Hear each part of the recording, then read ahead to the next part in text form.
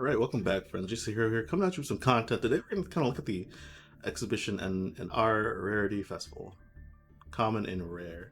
Um, so let's take a look at the event info. We can look at the forbidden list, and then our rarity festival. Uh, for some reason, they still have the URs like that mattered. Um, let's see. So I mean that kind of was pointless. This is just kind of like fodder. Like this kind of goes without saying. But then we can look at the limited list. We can kind of see Exodia has always been limited. So that doesn't mean Needle Ball.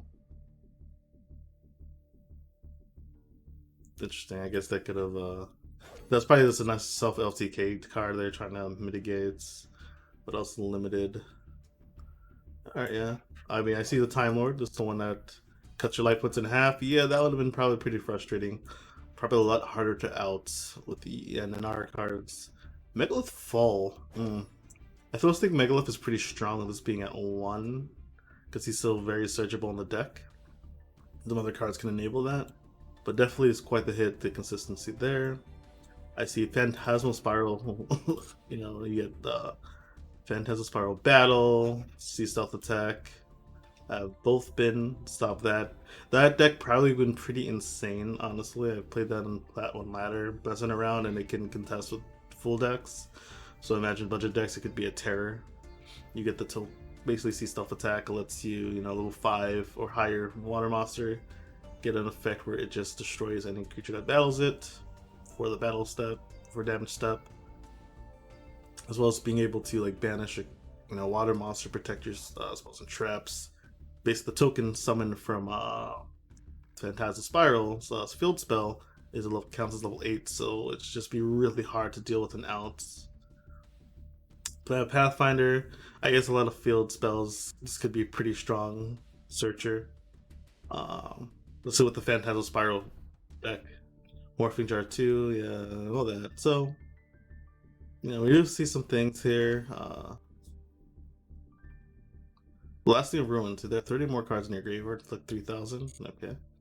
Alright, groovy. I mean, but it's, this is pretty solid. Then looking at the semi-limited list here. Brain Control, Star Spectre, Knight, Dracolich.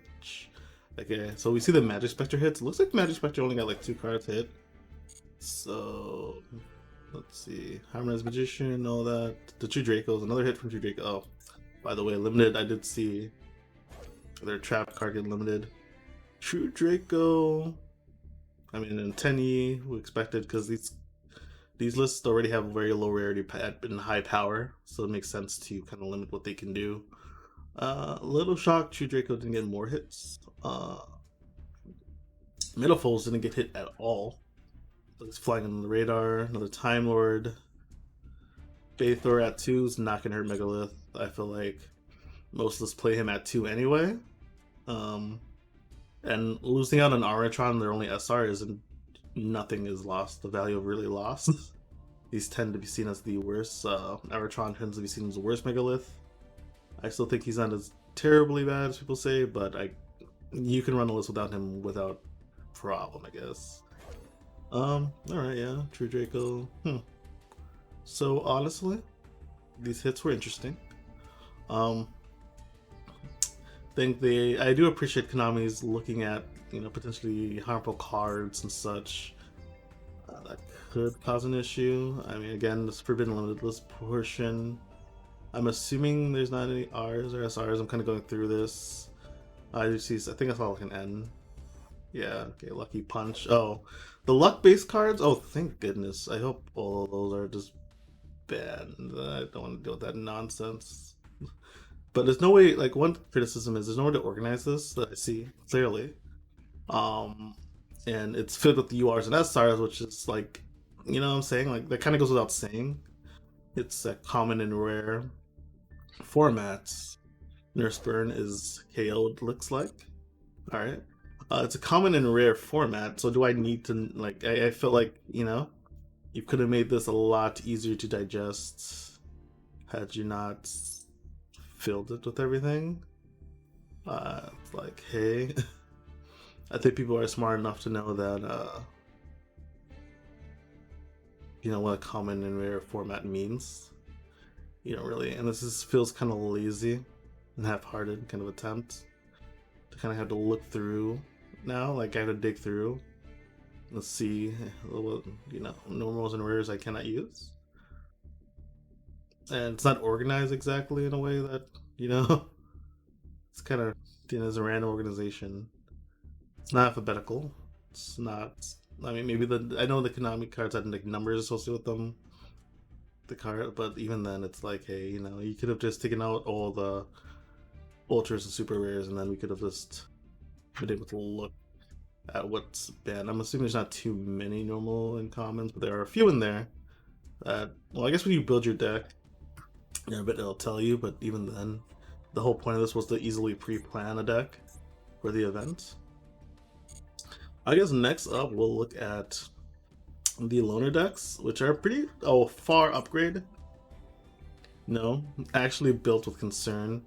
Full extra decks. Last event they had like 5 cards. Last event was an extra deck event, and they had like 5. Like a piece. Each of them had like 5 Xyz monsters, and it's like, what? This, you get a full armed dragon deck. I mean, normal and rare, and they have some general, like, I see kind of like dragon support and good generic cards like synchro monsters. So this looks like a pretty solid deck for the event if you don't want to spend anything, or you want to just try it out. See, like now you can like and this is like what I want to say is good from Konami. Like, so now you can like play armed dragons a little bit, get a taste of what the deck might be, and see if you would like to build that, right? That's actually the key thing, right? That's very important. And I feel like you're getting, then dragon support. This is pretty awesome. And I'm just like, hey, look, this is what Konami should be doing. It should give you an archetype so you can like, see. So now you're gonna play. Some people are gonna play. Check this out. Grab a deck, check it out, and see how it goes, and they'll be able to get a taste of Armed Dragon. See, do I want to play this deck? Fortunately, it's like an NR festival, so you don't get the full power of the deck, so you only get an idea. Next one is a Bond Through Passion. Looks like a warrior kind of equipped deck. Yeah, a lot of warrior monsters.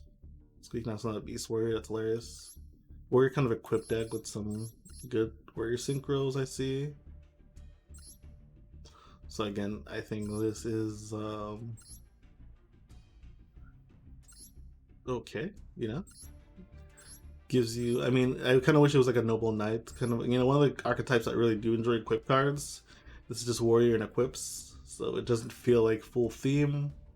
So that may not inspire as many people, but again, it's an option, and it looks like it was put a little bit more thought and effort were placed into it, so that's pretty awesome. And then we got Tangle's Hawk next. This one looked interesting.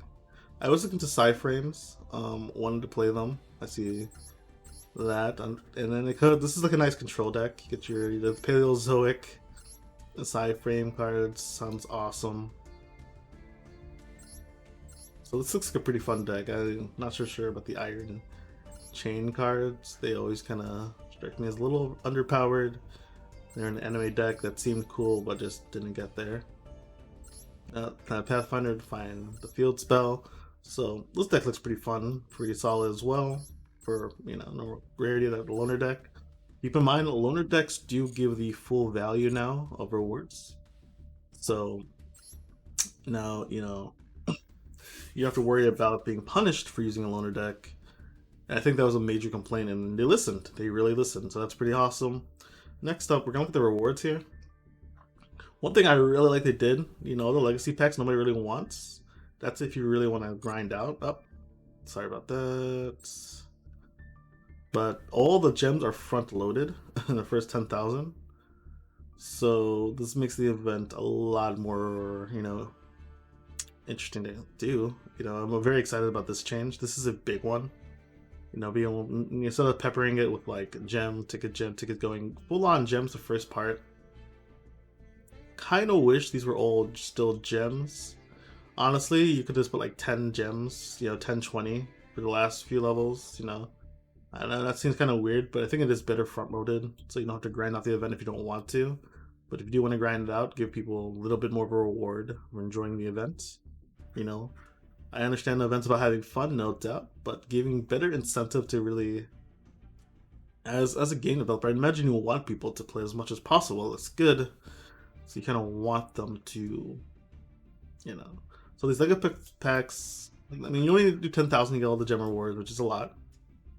But the legacy packs, though, like, you know, it's like, hey, give something more exciting for me to play. Because even if you're playing for fun, having a good time, it does feel bad when you're rewarded with this. So like 10, 20 gem rewards wouldn't have been too bad, I think, for the last part. But that's my only real criticism I have. I mean, the organization. So this is definitely a far step up. I do believe the only place to go from here is up. Honestly, I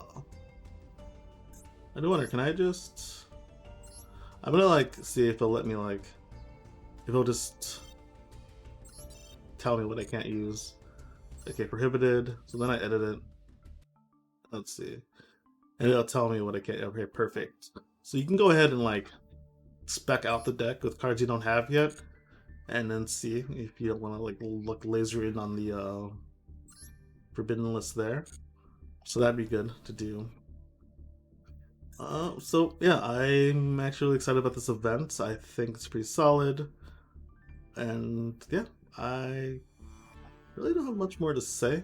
Coming out the 23rd. So this was just a step up. So they gave us the ban list ahead of time, so now we know how to build.